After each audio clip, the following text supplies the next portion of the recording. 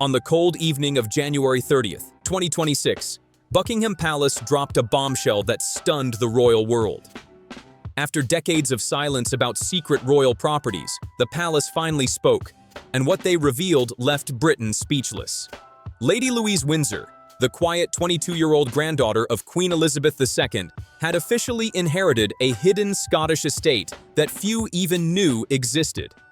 Known only among elite insiders as the Grey House, it was a place so private, so off-limits, that even senior royals had never crossed its gates.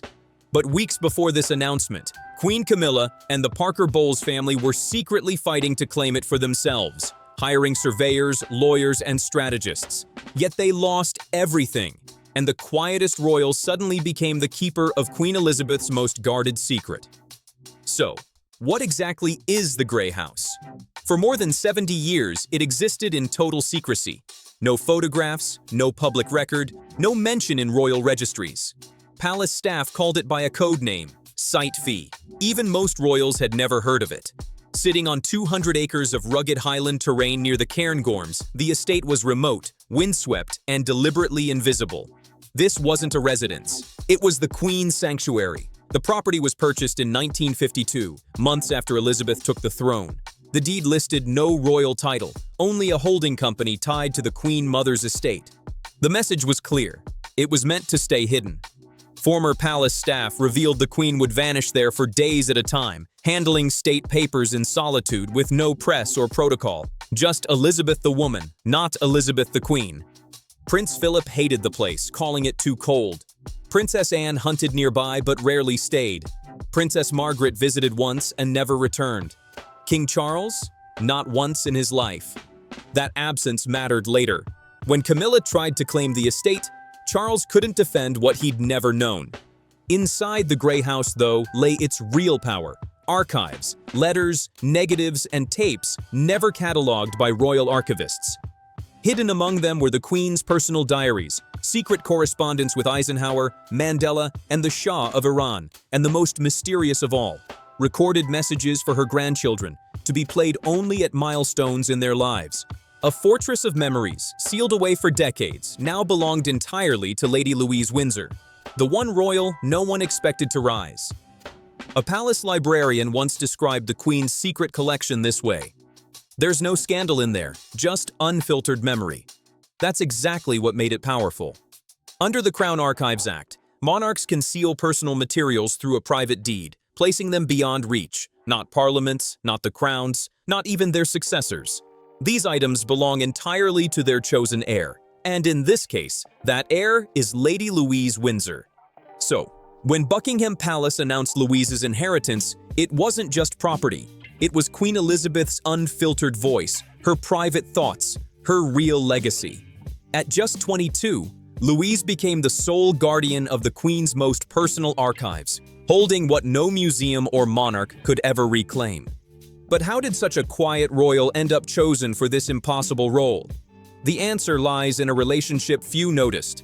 Between 2019 and 2021, Louise spent unusually long summers at Balmoral, staying even as others left. She walked the hills with her grandmother, read beside her in the library, and, most crucially, helped organize personal papers never meant for the official archives. She didn't perform, one lady-in-waiting recalled. She just was present. That quiet authenticity became decisive. The Queen saw in Louise echoes of Princess Margaret, the same intellect, love of history, and quiet strength, but without the chaos. Unlike others craving attention, Louise offered presence. By October 2021, just months after Prince Philip's funeral, Queen Elizabeth made a private, historic move. A conditional personal legacy deed protecting the Grey House from ever being claimed by the Crown estate. It contained 3 key conditions. The estate could transfer only after the trustees' deaths. It could never face Crown or parliamentary review. And, most explosively, Queen Camilla and her descendants were permanently barred from access. Royal staff dubbed it Clause 31, a secret nod to the 31st day of Elizabeth's reign, when she first visited the Grey House alone. Only 4 people knew about it: her solicitor, Princess Anne, her archivist, and Prince Edward, and every one of them kept silent. Camilla had no idea this clause even existed. But by 2024, she began digging for answers and set off a chain of events that would soon divide the monarchy. Camilla never asked about the Grey House directly. She was far too careful for that. Instead, she quietly questioned whether any royal assets had been excluded from duchy estate declarations. Why that route? Because Camilla knew her influence was fading. She'd never hold the same institutional power Queen Elizabeth once had. If she wanted control, she needed something permanent: symbolism, property, legacy. By January 2026, she made her move. In a private meeting at Burke Hall, King Charles's Scottish residence, she proposed that the Grey House be placed under joint royal stewardship, managed by the Crown and her charitable foundations. On paper, the idea sparkled: restoring Highland architecture, hosting writer retreats, promoting conservation and exclusive heritage tourism. But palace insiders saw the truth. It wasn't philanthropy, it was possession. Controlling the Grey House meant proximity to Balmoral, access to sensitive archives, and most of all, tying the Parker Bowles name to one of Queen Elizabeth's most intimate spaces. She wasn't asking for a cottage, one courtier said dryly. She was asking for geography and leverage. Even before the proposal, Camilla had already sent surveyors to the Highlands disguised as environmental consultants. Budgets were drafted, plans mapped out. It was a full campaign, not a suggestion. But King Charles didn't reject it outright. He did something far more royal. He stalled. Meetings were delayed, legal teams consulted, and the Royal Estates Council was told to review ancient ownership records untouched since the 1950s. Then came January 12th, a private meeting with Charles, his secretary, and 2 constitutional advisors. His verdict: the estate is not available for reassignment, now or ever.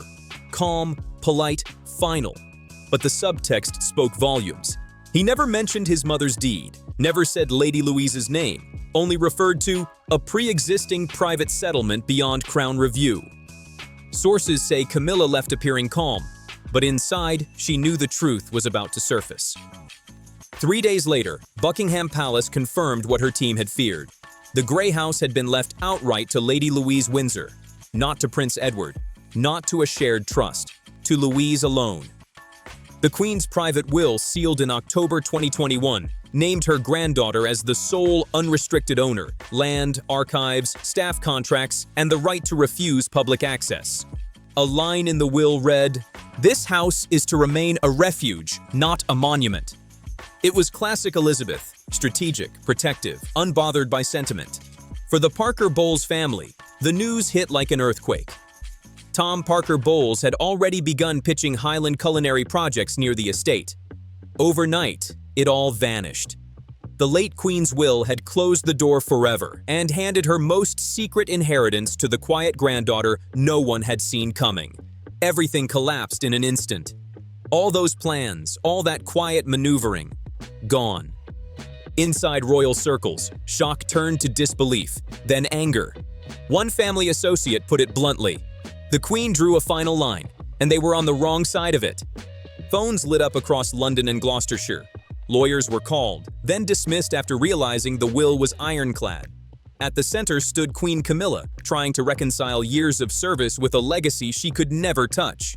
But here's the twist: Lady Louise Windsor had been preparing for this moment all along. Far from the cameras, Louise had secretly visited the Grey House since mid-2025. Locals near Glenmore Village noticed a young woman in plain clothes arriving quietly, escorted by a single female protection officer. She stayed for days, telling residents she was studying Highland geography. In truth, she was training, mentored by 2 retired archivists and a royal legal advisor, to catalog documents, manage estate staff, and maintain private succession rights. She knew it wasn't just a gift, one archivist said. It was a duty. She treated it seriously from day one. When the inheritance activated, there was no fanfare, just one quiet update to the UK Land Registry. Then, on January 25th, Buckingham Palace released a brief statement confirming what had already happened. It was a masterstroke. The Grey House remained private, yet its symbolism became institutional. Lady Louise was no longer the quiet granddaughter. She was officially keeper of royal memory, custodian of what no monarch could access without her consent. Legally and symbolically, she now stood above Camilla in one vital realm: legacy. Still, Louise hadn't done it alone. Her three key allies ensured everything unfolded flawlessly. First, Princess Anne. Not only supportive, but executor of the entire transfer.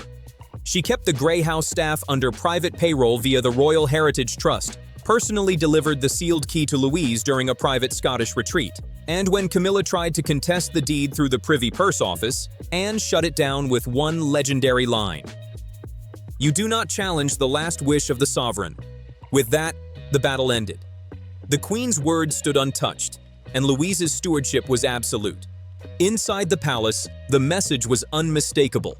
Elizabeth's last act wasn't about property. It was about passing power to someone who would guard it in silence.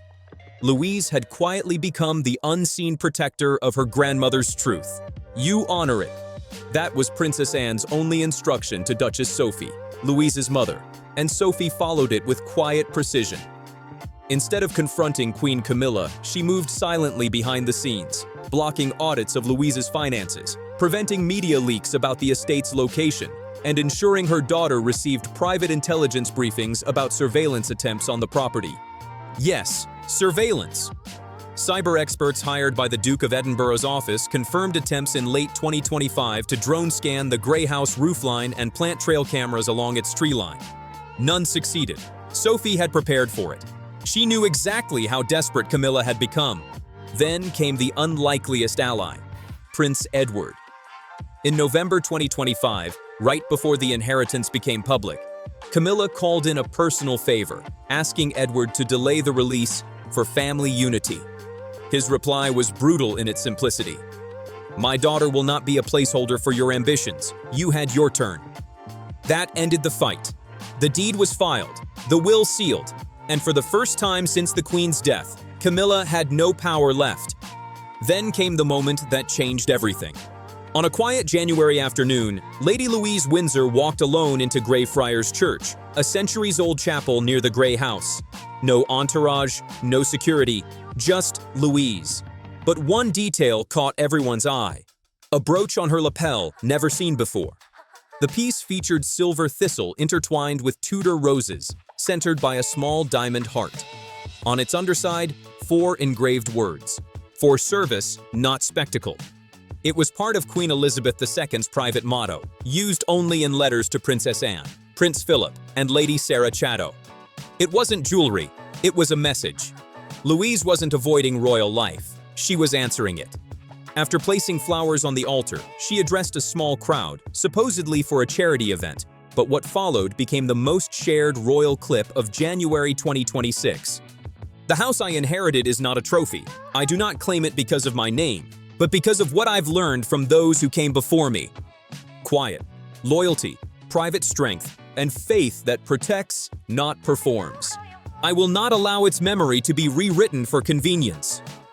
When she finished, she bowed not to cameras, but to a stone plaque engraved with Queen Elizabeth's words: "It is not the crown that grants duty. It is duty that gives meaning to the crown." Within hours, Princess Anne released a rare statement.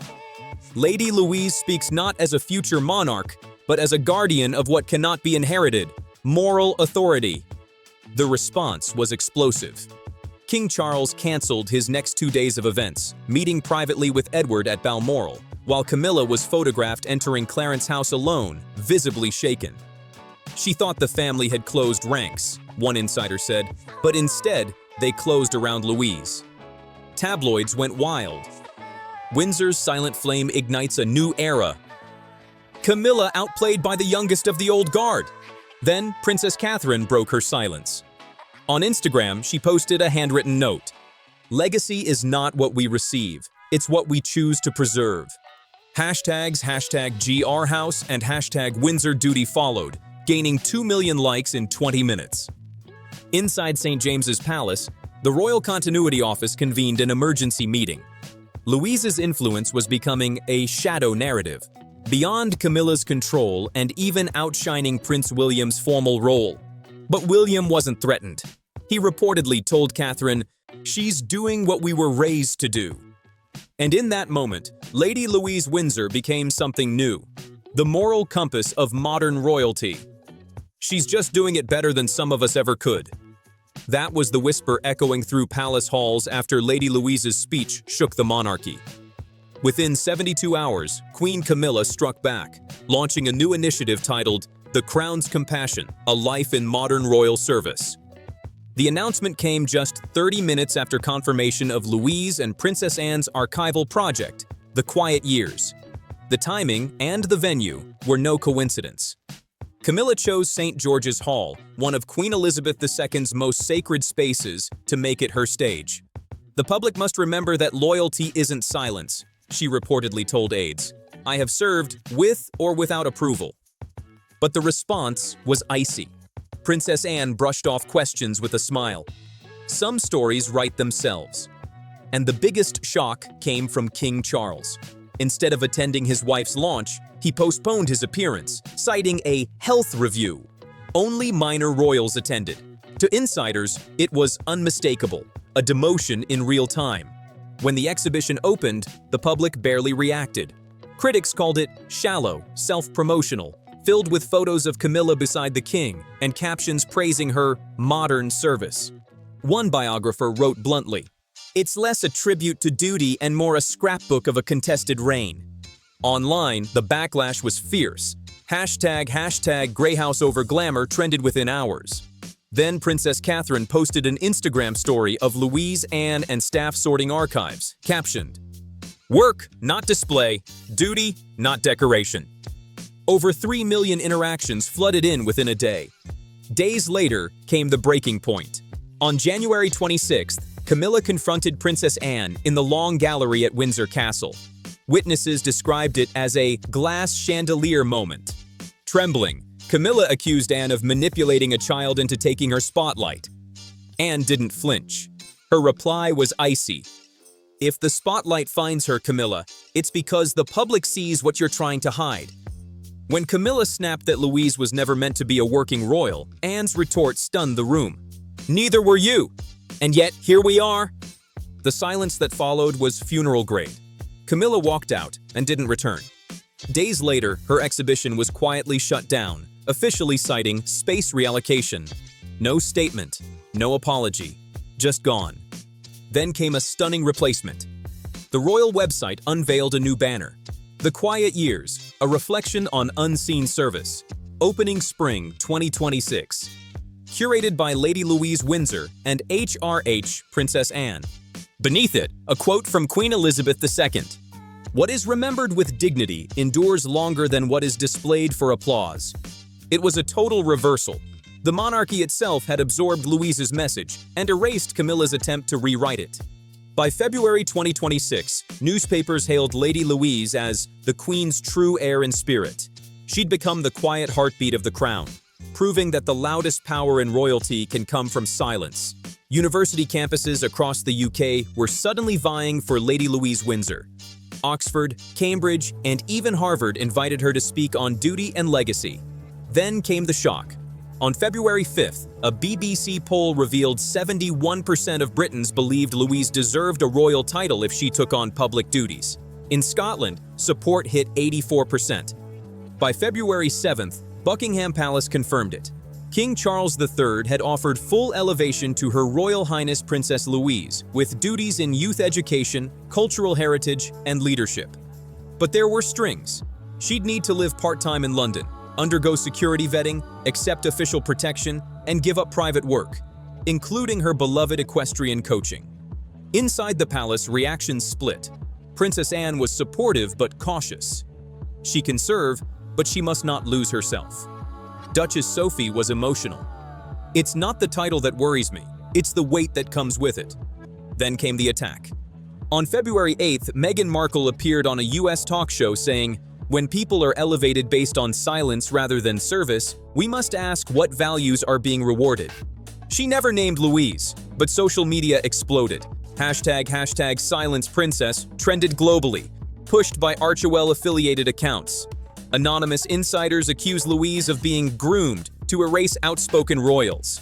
The next day, Princess Anne and Prince Edward issued a joint statement. Lady Louise Windsor has neither asked for a throne nor a stage. She has only ever accepted responsibility when others discarded it. The backlash against Meghan was instant. British media branded her remarks petty and tone-deaf, while public sympathy surged toward Louise. Then, on February 10th, standing in soft Highland snow before the Grey House, Louise announced her own independent project, the Grey House Trust. "This will not only preserve archives," she said, "but become a living trust for duty, to uplift those who serve quietly, protect heritage, and prepare young people for ethical leadership." The broadcast drew over 9 million viewers. When asked if she'd accept the title, Louise paused and replied, "I am grateful for my family's trust, but I believe duty does not require a title. For now, I remain simply Lady Louise." Days later, King Charles sent a hand-delivered letter, a gesture unseen since Queen Elizabeth II wrote to Prince William before his investiture. It reportedly read, "Your grandmother believed that greatness grows in silence. I now see she was speaking of you." Louise's written reply moved him to tears. "I will not seek a throne." By mid-February, royal watchers agreed. A new moral axis had formed. On one side were those who sought spotlight. On the other stood Lady Louise, who refused the crown but won the people. She had inherited Queen Elizabeth's private estate and her moral compass. She endured criticism without striking back, spoke with humility, and rejected vanity even when it would have glorified her. By month's end, Britain had given her an unofficial title of its own, the Guardian of the Grey House. Because in the end, this wasn't about titles or property. It was about service when no one demanded it, protection when others exploited it, and dignity when silence said more than words ever could. Lady Louise Windsor didn't inherit a throne. She inherited the meaning of one.